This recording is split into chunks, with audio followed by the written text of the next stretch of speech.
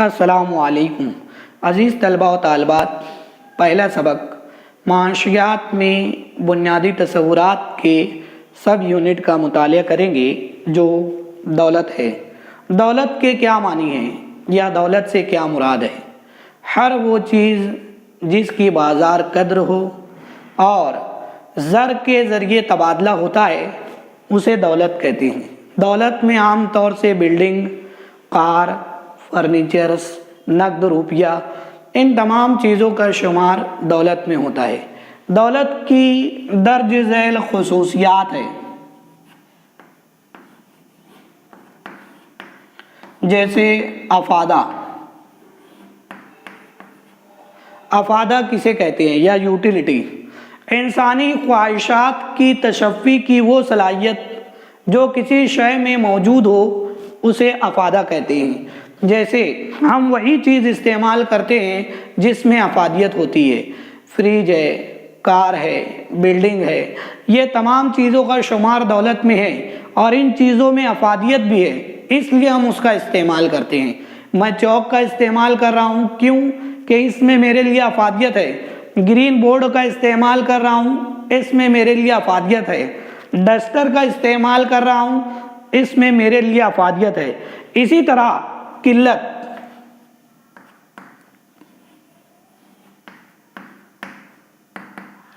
عام طور سے دولت کی خصوصیات میں دوسرا جزو جو ہے قلت، جسے اسکیرسٹی بھی کہتے ہیں۔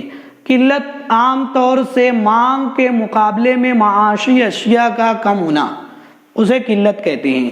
مانگ جسے ہم ڈیمانڈ کہتے ہیں، تو جتنی اشیاء ہم استعمال کرتے ہیں جس کے مقابلے میں قیمت کی ادائیگی کرتے ہیں اسے معاشی اشیاء کہا جاتا ہے، تو اس کی قلت ہونا چاہیے۔ تو مانگ کے مقابلے میں قلت کا ہونا، تو اس طرح سے جو ہے وہ دولت کی خصوصیات میں شامل ہوگا۔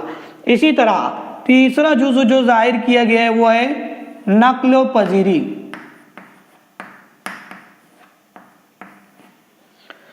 عام طور سے ایک مقام سے دوسرے مقام، ایک جگہ سے دوسری جگہ اشیاء نقل پذیر ہونا چاہیے، جیسے زیورات، فرنیچر وغیرہ، ان تمام چیزوں کا شمار دولت میں ہے تو یہ نقل پذیر ہونا چاہیے۔ اسی طرح ایک شخص بھی ایک مقام سے دوسرے مقام، ایک جگہ سے دوسری جگہ زیادہ اجرت حاصل کرنے کے لیے منتقل ہوتا ہے یا نقل پذیر ہوتا ہے۔ اسی طرح چوتھا جزو جو دیا گیا ہے وہ ہے خارجیت۔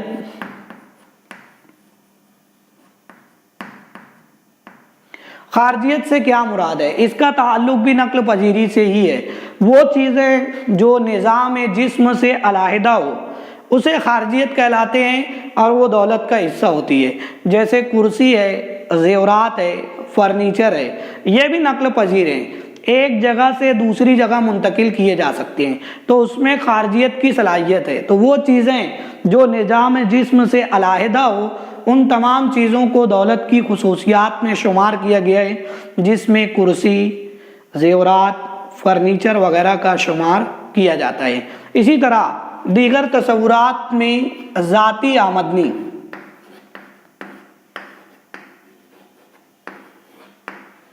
جسے ہم پرسنل انکم بھی کہتے ہیں۔ ذاتی آمدنی سے کیا مراد ہے؟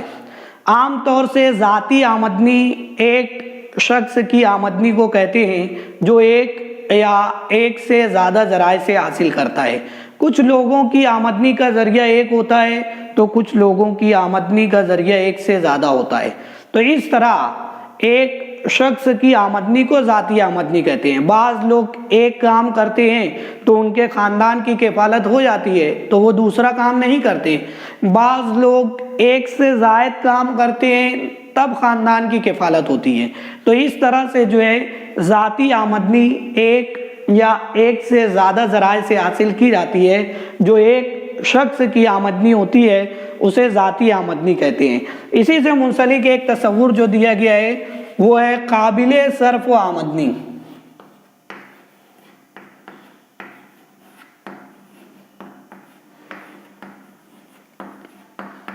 جسے عام طور سے کہتے ہیں پرسنل ڈسپوزیبل انکم۔ ذاتی آمد قابل صرف آمدنی معلوم کرنے کا ضابطہ ہے P D I is equal to P I minus T D. یہ قابل صرف آمدنی کا ضابطہ ہے. قابل صرف آمدنی کسے کہتے ہیں؟ قابل صرف آمدنی عام طور سے ذاتی آمدنی کا ایک حصہ ہے. راست ٹیکس کی ادائیگی کے بعد آمدنی کا جو حصہ بچتا ہے اسے قابل صرف آمدنی کہتے ہیں. دوبارہ کہہ رہا ہوں، راست ٹیکس کی ادائیگی کے بعد آمدنی کا جو حصہ بچتا ہے اسے قابل صرف آمدنی کہتے ہیں. پرسنل ڈسپوزیبل انکم قابل صرف آمدنی. پی آئی پرسنل انکم ذاتی آمدنی کو کہتے ہیں. ٹی ڈی ڈائریکٹ ٹیکس راست ٹیکس کو کہا جاتا ہے. تو یہ بھی اس کی تعریف ہی ہے کہ ذاتی آمدنی میں سے راست ٹیکس کو تفریق کر دیا جائے، قابل صرف آمدنی معلوم ہو جائے گی. حکومت کی طرف سے جو انکم ٹیکس عائد کیا جاتا ہے عام طور سے 5 لاکھ سے زائد آمدنی جن کی ہوتی ہے اس پر 5% ٹیکس لگائے. 5 لاکھ سے 7.5 لاکھ روپیہ آمدنی، اس پر جو ہے 5% ٹیکس جو ہے وہ حکومت لگاتی ہے. اگر ایک شخص کی آمدنی 5 لاکھ سے کم ہے تو اس کو حکومت کو کوئی بھی ٹیکس نہیں بھرنا ہے. حکومت اس آمدنی پر ٹیکس نہیں لگاتی، بلکہ جو فائنانشیل ایئر ہوتا ہے 1 اپریل سے 31 مارچ، تو اس میں جن کی آمدنی 5 لاکھ روپے سے زیادہ ہوگی اسی پر ٹیکس عائد کیا جائے گا. اور اسی فائنانشیل ایئر مالیاتی سال 1 اپریل سے 31 مارچ جن کی آمدنی 5 لاکھ سے کم ہوگی اس پر 0% ٹیکس، یعنی کوئی ٹیکس جو ہے وہ نہیں لگایا جائے گا. تو اس طرح قابل صرف آمدنی جب ہم ٹیکس ادا کر دیتے ہیں جو حصہ بچتا ہے آمدنی کا وہ قابل صرف آمدنی کہلاتا ہے. اسی طرح معاشی کارکردگی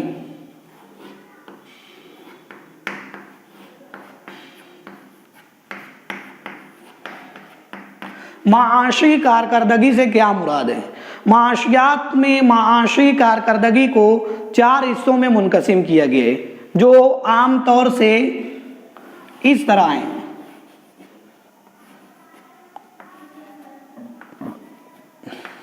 پیداوار، صرف، تقسیم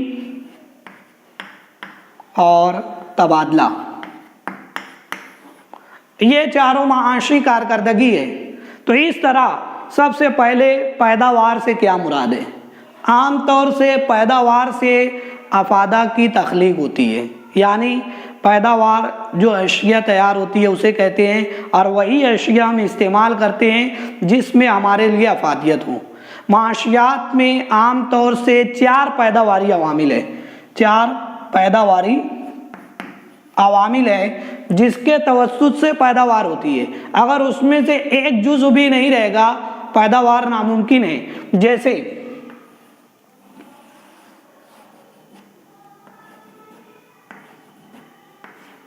چار پیداواری عوامل میں پہلا جزو ہے زمین،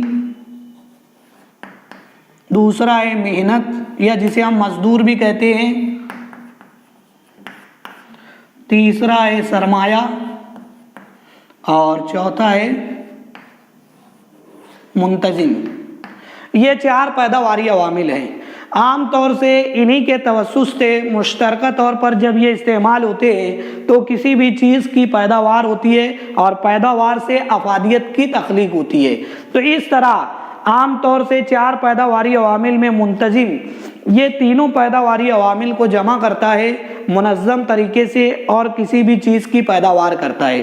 تو اس طرح زمین، معاشیات میں زمین کسے کہتے ہیں؟ ہر وہ چیز جس سے پیداوار کی تخلیق ہوتی ہے اسے زمین کہا جاتا ہے. زمین سطح زمین پر، سطح زمین کے نیچے اور سطح زمین کے اوپر قدرتی وسائل کی طرف سے جو ہمیں مفت میسر ہوتی ہے اسے زمین کہا جاتا ہے. عام طور سے سطح زمین کے نیچے جو معدنیات ہے اسے زمین سے واضح کیا گیا ہے. سطح زمین پر پانی ہے، یہ تمام چیزیں پانی، جنگلات وغیرہ، ان تمام چیزوں کا شمار سطح زمین پر ہے۔ سطح زمین کے اوپر ہوا، سورج کی روشنی، اسے بھی زمین کہا گیا ہے۔ تو معاشیات میں زمین ہر وہ چیز ہے جو قدرتی وسائل کی قدرت کی جانب سے ہمیں مفت میں حاصل ہوتی ہے، اسے زمین کہا جاتا ہے۔ محنت، عام طور سے محنت دماغی اور جسمانی کام کی صلاحیت کو واضح کرتی ہے، جس کے تحت کام کرنے سے، چاہے وہ دماغی کام ہو یا جسمانی کام ہو، جس کے عوض اجرت حاصل ہوتی ہے، اسے محنت کہا جاتا ہے۔ جیسے مزدور ہے، انجینئر ہے، ڈاکٹر ہے، وکیل ہے، اساتذہ ہے، یہ تمام جو ہے محنت کرتے ہیں اور بدلے میں معاوضہ جو ہے اجرت حاصل کرتے ہیں، تو اسے محنت کہا جاتا ہے۔ سرمایہ، سرمایہ کیپٹل، عام طور سے اسے اصل بھی کہتے ہیں سرمایہ کو۔ سرمایہ کی تعریف کیا ہے؟ پیداوار کا پیدا کردہ جز جس سے مزید پیداوار میں اضافہ ہو، اسے سرمایہ کہتے ہیں۔ اب کون سی ایسی چیزیں ہیں جس سے مزید پیداوار میں اضافہ ہوتا ہے؟ تو سرمایہ میں عام طور سے جو ہے مشین، اوزار، فیکٹری کی عمارت، سڑکیں، گوڈاؤن، ان تمام چیزوں کا شمار سرمایہ میں ہوتا ہے۔ دوبارہ کہہ رہا ہوں، مشین، اوزار، فیکٹری کی عمارت، سڑکیں، گوڈاؤن وغیرہ، ان تمام چیزوں کا شمار سرمایہ میں ہوتا ہے اور سرمایہ کو اصل بھی کہا جاتا ہے۔ اسی طرح آخری جزء جو ہے منتظم، منتظم عام طور سے جو ہے ان تینوں پیداواری عوامل کو جمع کر کے منظم طریقے سے پیداوار کرتا ہے۔ منتظم صنعت کا کیپٹن بھی کہلاتا ہے، یا جسے ہم سربراہ بھی کہتے ہیں۔ تو اس طریقے سے جو ہے منتظم کسی بھی چیز کا فیصلہ لیتا ہے، چاہے وہ پیداوار ہو یا منصوبہ بندی ہو، ان تمام چیزوں سے متعلق اہم فیصلے منتظم کرتا ہے۔ تو یہ 4 پیداواری عوامل تھے جن کے توسط سے کسی بھی چیز کی پیداوار ہوتی ہے۔ اسی طرح صرف، صرف عام طور سے جو ہے استعمال کو کہتے ہیں، یا جو چیزیں ہم اپنی خواہشات کی تشفی کے لیے استعمال کرتے ہیں، خرچ کرتے ہیں، اسے صرف کہا جاتا ہے۔ صبح سے لے کر رات تک جتنی چیزیں ہم استعمال کرتے ہیں، اسے صرف کہا جاتا ہے۔ جیسے ہی ہم صبح اٹھتے ہیں تو ٹوتھ برش اور ٹوتھ پیسٹ کا استعمال کرتے ہیں، اسے صرف کہا جاتا ہے۔ اس کے بعد فوراً ہماری دوسری خواہش جنم لیتی ہے، چائے پینا یا دودھ پینا۔ تو اس طرح جو ہے یہ چائے جو ہم پیتے ہیں یا دودھ کا استعمال کرتے ہیں، یہ بھی صرف ہے۔ دوپہر میں کھانے کے لیے بیٹھتے ہیں، یہ بھی صرف ہے۔ تو اس طرح صبح سے لے کر رات تک روزمرہ کی چیزیں جو ہم استعمال کرتے ہیں، اسے صرف کہا جاتا ہے۔ تقسیم، تقسیم سے کیا مراد ہے؟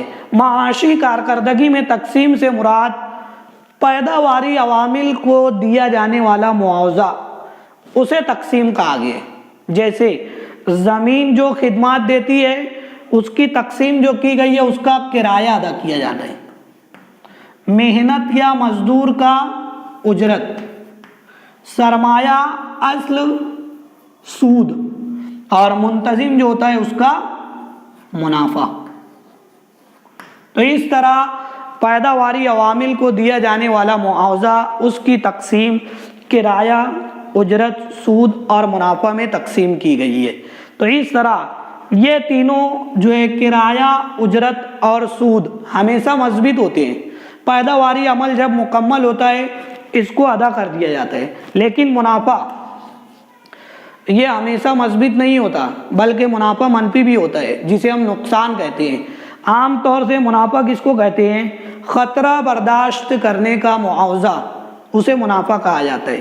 عام طور سے اگر منتظم جو پیداوار کر رہا ہے بازار میں فروخت نہیں ہوئی، تو اس کو ملنے والا منافع نقصان میں تبدیل ہو جاتا ہے۔ تو اس لیے منافع کو عام طور سے کہا جاتا ہے خطرہ برداشت کرنے کا معاوضہ، منافع کہلاتا ہے۔ تو یہ منفی بھی ہوتا ہے، جبکہ یہ تینوں چیزیں جو ہمیشہ مثبت ہوتی ہے۔ جب پیداوار مکمل ہوتی ہے تو ان کی ادائیگی کر دی جاتی ہے۔ مثال کے طور پر اگر زمین کرائے پر دینے والے زیادہ ہیں تو کرایہ کم رہے گا اور اس کے برخلاف عمل ہوگا۔ اسی طرح محنت کا بھی ہے، اگر محنت کی قلت ہے، मजदूर कम है तो वो ज़्यादा उजरत लेना पसंद करेंगे। अगर मेहनत ज़्यादा तादाद में है तो कम उजरत भी काम करने के लिए तैयार हो जाते हैं। मालेगांव की मिसाल ले लीजिए, पावर लूम चलाने वाले मज़दूरों की आज किल्लत है। पहले जो है मज़दूर अगर किसी चीज़ को पावर लूम चलाने के लिए बदली होती थी तो 10 रुपये में ज़ायद लेकर काम करने के लिए तैयार हो जाता था, लेकिन आज मज़दूरों की किल्लत होने की वजह से आज अगर मज़दूरों को बदली पर लगाया जाता है, यानी कोई मज़दूर अगर छुट्टी ले रहा है उसके बदले में दूसरा मज़दूर काम के लिए लाने जाते हैं तो ज़ायद 150 रुपया मांगता है। क्यों? कि आज मज़दूरों की किल्लत है, मेहनत की किल्लत है। तो इस तरह से अगर सरमाया एक शख्स का बजाते खुद सरमाया है तो उस पर सूद देने की ज़रूरत नहीं है, सूद नहीं होगा। बरखिलाफ उसके अगर बैंक से कर्ज लेकर वो कारोबार शुरू कर रहा है तो उस पर जो है बैंक को सूद देना पड़ेगा। और इस्लामी नुक्ते नज़र से हम देखें तो इस्लाम में सूद लेना और देना दोनों हराम है, लेना नहीं चाहिए। तो इसलिए जहाँ तक कोशिश हो सके हम जो कारोबार करते हैं तो उसमें जो है सूद की रकम शामिल नहीं होना चाहिए। अगर सूद की रकम शामिल होती है तो बरकत ख़त्म हो जाती है। तो कोशिश ये करना चाहिए कि सरमाया हमारा बजाते खुद हो, बैंक से हमें कर्जा लेना ना पड़े। इसी तरह मुंतजिम का मुनाफा, जैसा कि मैंने कहा, गैर यकीनी हालात और ख़तरा बर्दाश्त करने का मुआवजा वो मुनाफा कहलाता है जो गैर यकीनी होता है, यानी नहीं भी मिल सकता। इसी तरह आखिरी जो दिया हुआ है तबादला, जिसे हम लेन देन कहते हैं। लेन देन के मुख्तलिफ ज़राए हैं। इब्तिदा की बात करें, जिस वक्त ज़र का वजूद नहीं था उस वक्त तबादले का निज़ाम कायम था, यानी अशिया के बदले अशिया का लेन देन, यानी चीज़ों के बदले चीज़ें। जैसे अगर चौक है और डस्टर है तो ये दोनों को एक दूसरे के बदले जो है तबादला कर लिया जाता था। लेकिन आज तबादला या लेन देन उसमें बहुत आसानी हो गई है।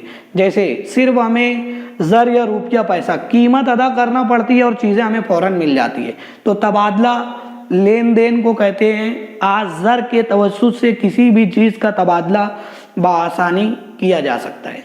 शुक्रिया, जज़ाकल्लाह।